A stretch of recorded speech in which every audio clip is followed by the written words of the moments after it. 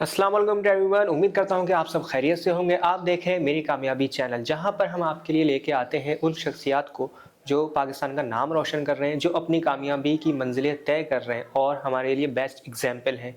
तो जानना चाहेंगे उनकी सक्सेस स्टोरी, उनकी स्ट्रगल, कि क्या उनके पास डिफ़िकल्टीज़ रही और किस तरह उन्होंने अपॉर्चुनिटीज़ को वे ऑफ किया। तो आज जो हमारे साथ शख्सियत मौजूद है वो किसी तारुफ के मोहताज नहीं है। Fatima Khalfan, she is a CEO and founder of we care social welfare society की, जो खिदमत इंसानियत के काम सर अंजाम दे रही हैं। जानना चाहेंगे इनका सफ़र किस तरह आगाज़ हुआ।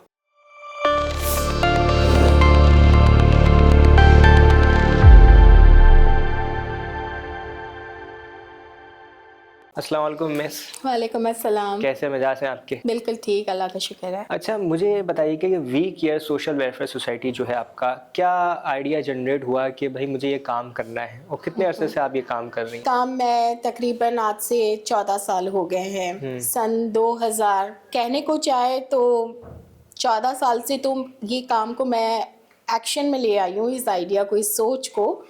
लेकिन 2003 में जब मेरा सफ़र शुरू हुआ, मैं मगरिब में गई, यूके में। मैंने वहाँ पे जाके काम किया, वहाँ की समाजी एनजीओ के साथ।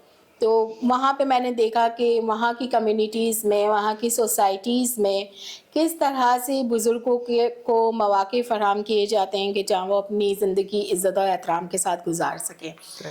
और एज़ कम्पेयर, चूँकि ताल्लुक़ बचपन पाकिस्तान में गुज़रा सारा, हम देखते थे यहाँ की कम्युनिटीज़ और सोसाइटी में भी हम बचपन से ही इन्वॉल्व थे। चूँकि जिस कम्युनिटी से मैं खुद ताल्लुक़ रखती हूँ, वहाँ पे हमें बचपन से ही खिदमत का जज्बा सिखाया जाता है, वॉलंटियरिज़म सिखाया जाता है।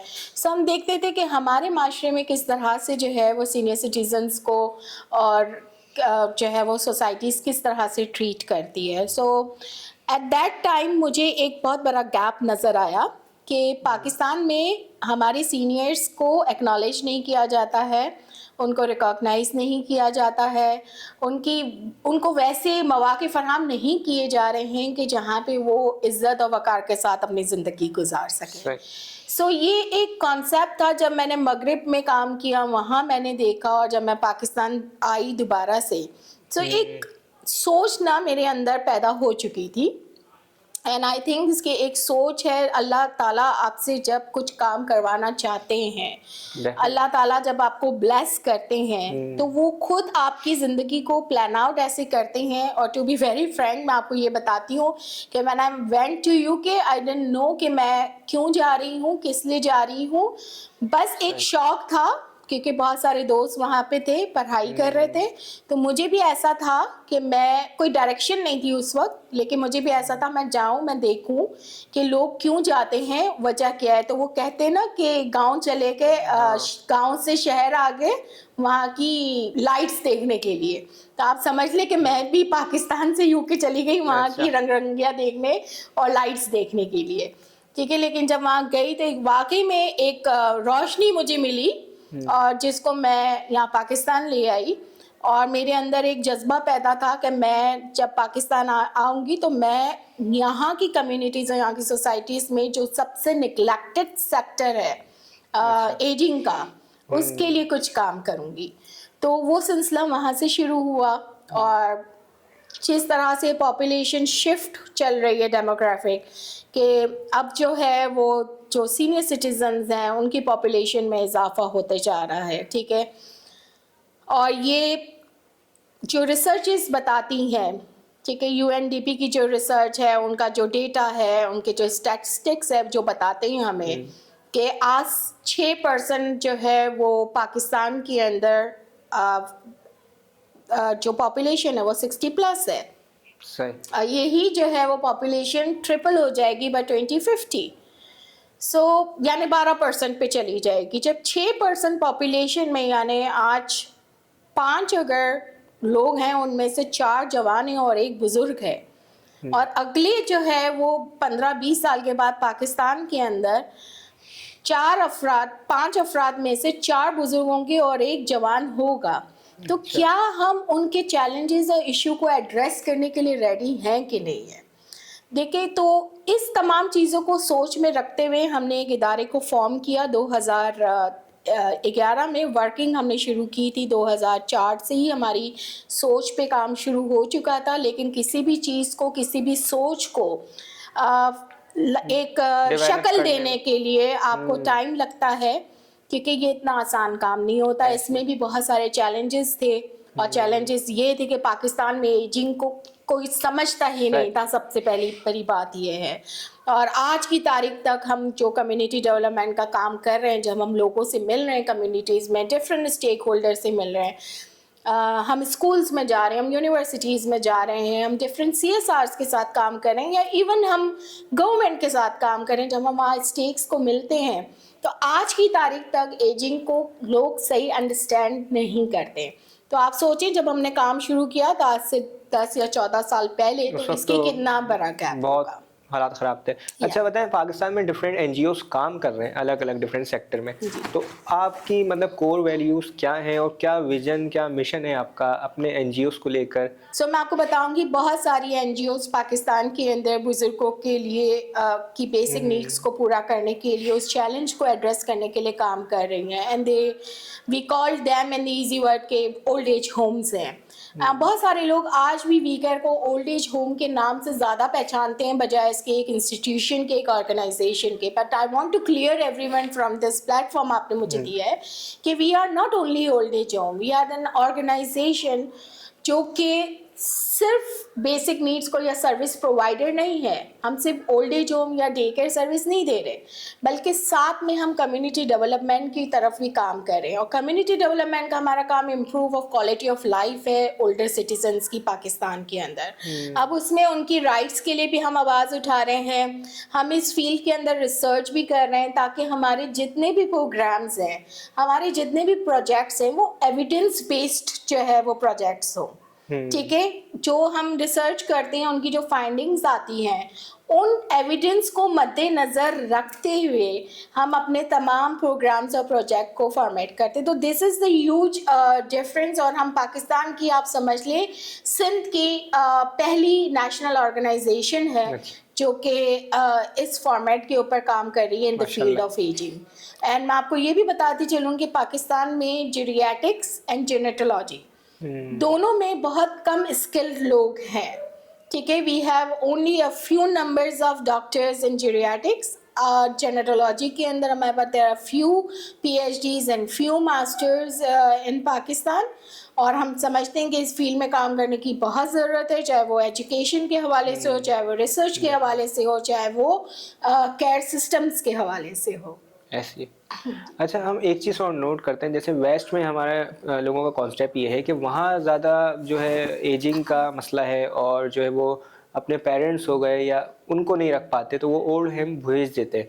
तो उस सिनेरियो में पाकिस्तान के अंदर कितनी तादाद है जो ओल्ड होम में रह रहे हैं? क्या हम भी अपने जो बड़े हैं, वालिदैन हैं या ग्रैंडफादर, उनके साथ ऐसी सलूक कर रहे हैं, या थोड़ा बहुत डिफरेंस है, या हम सोसाइटी वाइज थोड़े बेहतर हैं? देखिए, ये जो है ना सवाल के इखलाकी कदर एक चीज़ है।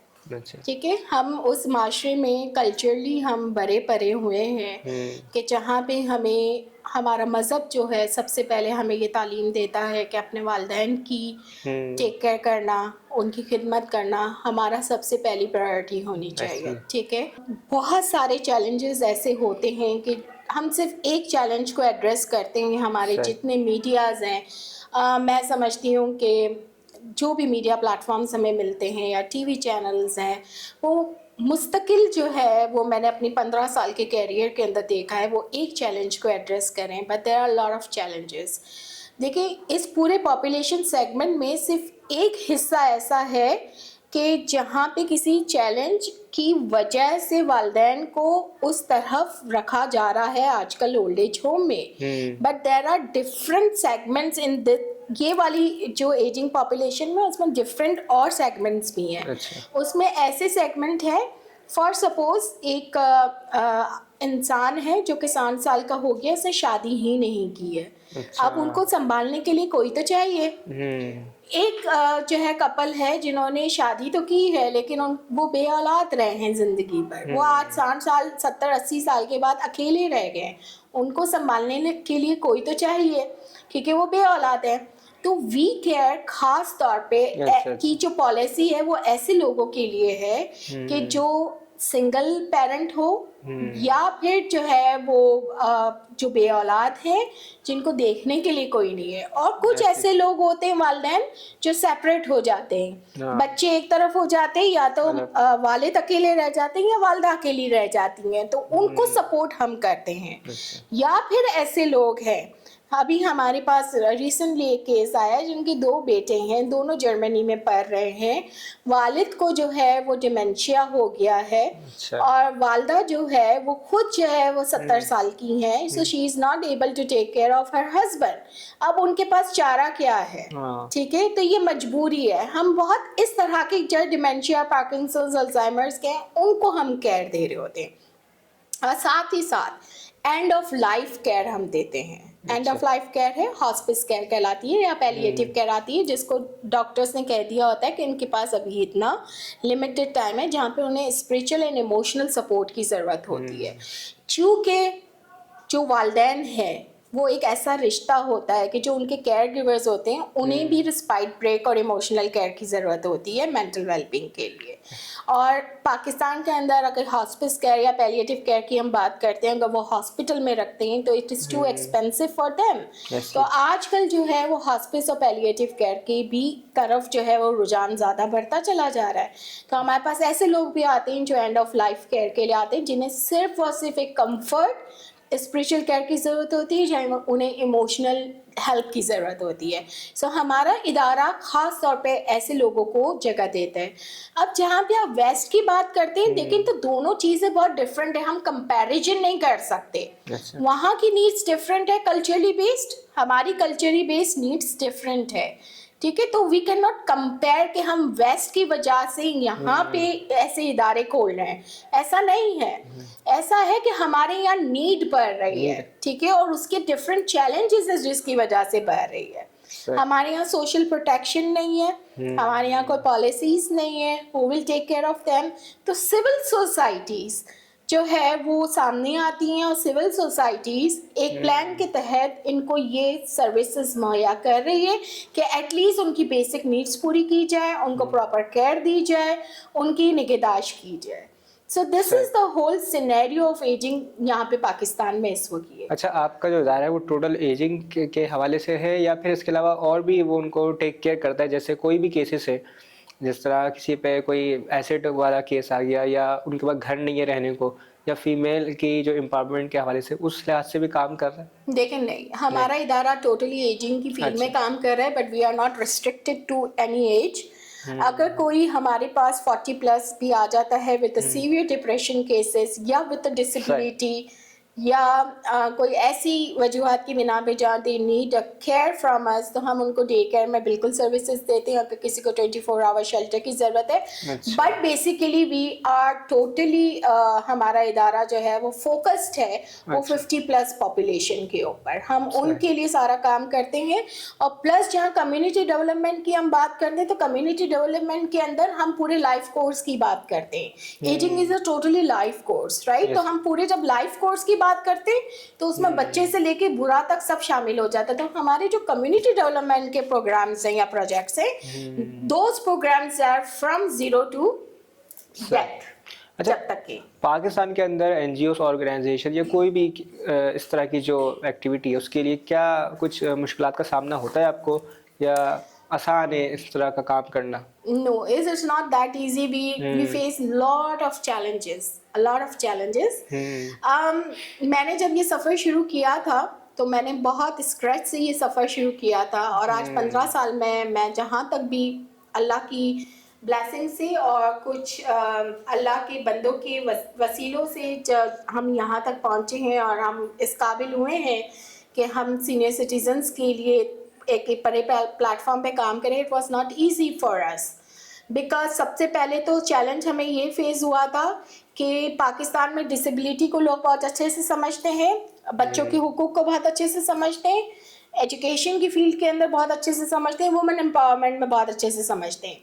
और आज की तारीख तक एजिंग को जो है ना वो इतना ज़्यादा फोकस नहीं किया जाता। तो पहले तो लोगों को ये समझाना कि हम किस चैलेंज को पाकिस्तान के अंदर एड्रेस करें was the biggest challenge for us.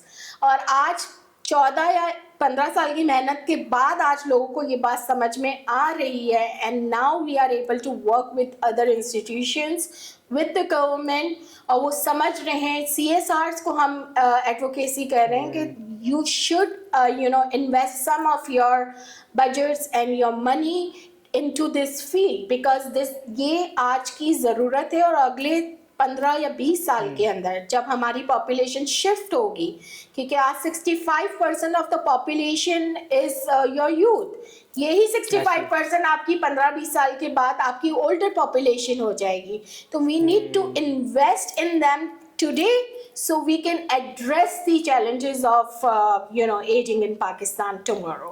So ये मेरा एक मैसेज है। और ये चैलेंज हमें बहुत फेस होता है, फिर ये चैलेंज बहुत फेस होता है क्योंकि all the NGOs और civil societies are the donation based. So आपको पता है कि एक तो लोगों की किरदार कशी हमारे यहाँ पे एक आम है, किसी को सक्सेसफुल देखना। मैं आपके इस प्लेटफॉर्म को यूज़ करूँगी क्योंकि ये मैंने बहुत चैलेंज फेस किए हैं कि अगर इंसान किसी की मेहनत को नहीं पता कि उसने मेहनत कहाँ से शुरू की है, अगर आप उसके बारे में नहीं जानते हैं तो बराए करम बराए मेहरबानी कम अज़ कम उसकी किरदार कशी ना करें, उनके बारे में गलत अल्फाज इस्तेमाल ना करें या गलत जुमले ना कहें कि जी इनको तो अरबों का करोड़ों का डोनेशन आ रहा है and they are using on themselves. अगर आप ये सुन रहे हैं और आपको ऐसा लगता है इसमें कोई हकीकत है, मैं आपको वेलकम करती हूँ, आप आइए हमारे पास, हम जवाब देने के लिए मौजूद हैं। अच्छा, ज़्यादातर एनजीओस पे ये इल्ज़ाम लगते हैं, जितनी भी एनजीओस पे, कि भाई इनको बाहर से फंडिंग हो रही है, किसी एजेंडे पे काम कर रहे हैं, वो पता नहीं क्या क्या देखिए ये माइंडसेट्स है हमारे यहाँ पे। इन माइंडसेट्स को आप चेंज करना is very difficult, but if you give us the platform, this kind of a platform, we are always ready to talk on this kind of topics, क्योंकि ये एक छोटा टॉपिक नहीं, ये एक बहुत बड़ा टॉपिक है, because we face this kind of things on every day. Nobody has a right to जज any person on any basis, right? तो मुझे ऐसा लगता है कि this is too much challenge for us to work in this kind of a setup, जहाँ पे हमें एज सच कोई अभी तक मैं कह रही हूँ कोई हमारे गवर्नमेंट की तरफ से कोई सपोर्ट नहीं है। Yes, they always support us in the moral support, उनका हमेशा हमारे साइड पे होता है, बैक रहता है। और मैं सिंध हुकूमत का, बाकी तमाम वफाकी हुकूमत का शुक्र अदा भी करती हूँ कि एटलीस्ट वो हमें बैक देते हैं, हमें मोरल सपोर्ट देते हैं, हमें मोटिवेशन देते हैं, हमारे काम को सहराते हैं। But at the same time we need something like fundings की हमें बहुत शॉर्टेज होती है, and we need to work on it together ताकि हम बेहतर तरीके से काम कर सकें। और मैं ये भी चाहूँगी कि हमारे CSR इस फील्ड के अंदर इन्वेस्ट करना शुरू करें, so we can improve the quality of life of the future generation जो अब आने वाली। लास्ट सवाल, क्या गोल देख रही हैं आप अपने, क्या अचीवमेंट और मज़ीद आपने तय करने अपने इंस्टीट्यूट के हवाले से, जो आपके जो NGO है उसके क्या एम्स एंड ऑब्जेक्टिव हैं इन फ्यूचर? देखिए अभी तो हमारा हमने अभी कम्युनिटी डेवलपमेंट स्टार्ट किया है, and we want to launch our evidence-based, research-based community program for next 2 years, और उसके लिए अभी हम काम कर रहे हैं। और हम इनवाइट करते हैं those academias who are interested to join us in this research-based program, they can come and join us। और बाकी जितने स्टेक होल्डर्स हैं हम उनको भी दावत देते हैं कि वो हमारे साथ ज्वाइन करें, बिकॉज़ इतनी बड़ी पॉपुलेशन के अंदर जो है पाकिस्तान की लोगों के माइंडसेट्स को चेंज करना is a biggest challenge, but at the same time it is a very big opportunity for everyone to come forward and work on in this field with us, ताकि हम पूरे पाकिस्तान को सर्व कर सकें, पूरे पाकिस्तान के अंदर लोगों को की एडवोकेसी कर सकें, बुज़ुर्गों के हुकूक़ के लिए आवाज़ उठा सकें। और जितना बेहतर हो सके उनकी क्वालिटी ऑफ लाइफ को इम्प्रूव कर सके। Thank you very much miss, आपका बहुत शुक्रिया कि आपने अपना प्रीशियस वक्त हमें दिया। It's highly honour for me and for my entire team. Thank you. And so we'll be meet with our next guest with new opportunities, with new stories. So till you back later. Allah Hafiz.